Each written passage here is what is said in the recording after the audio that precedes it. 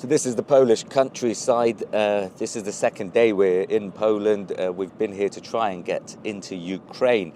Yesterday we spent most of the day at the Korchovo border crossing where people were waiting for loved ones to cross over from Ukraine. That's one key route for people looking to flee the war in Ukraine now, and what it's meant is that artery has essentially become blocked. There are thousands of cars there, tens of thousands of people trying to get out, trying to get to the relative safety of Poland and the relative safety of the EU, and this is a NATO member state as well, remember. But what it means for us is that our journey is going to have to become longer. We're going to have to travel 260 kilometers further down south from Poland to Slovakia and then try and get into Ukraine through another border crossing down there.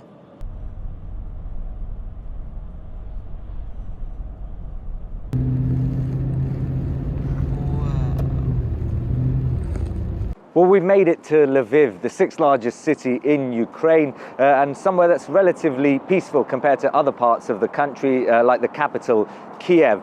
Our journey here, well, that was by no means easy. After we spoke in Poland, we crossed the border in Slovakia, and then from there, we had to really race against the clock. That's because there's a curfew here in Lviv, a curfew pretty much everywhere in Ukraine. Here it's at about 10 p.m. But what the journey was up into the mountains along the border, and then back down. There was a snow blizzard, so conditions were really tough. Lots of people heading in the other direction, some in pretty much unsafe cars, lots of women and children as well. But then after that, there were lots of military checkpoints as well, police checkpoints, and even some militia and local citizens taking up weapons and stopping cars and carrying out checkpoints as well. You're not allowed to film at them. It's strongly advised not to, which is why there was a bit of blackout in the coverage. But we are here now. As you can see, life is going on in Lviv.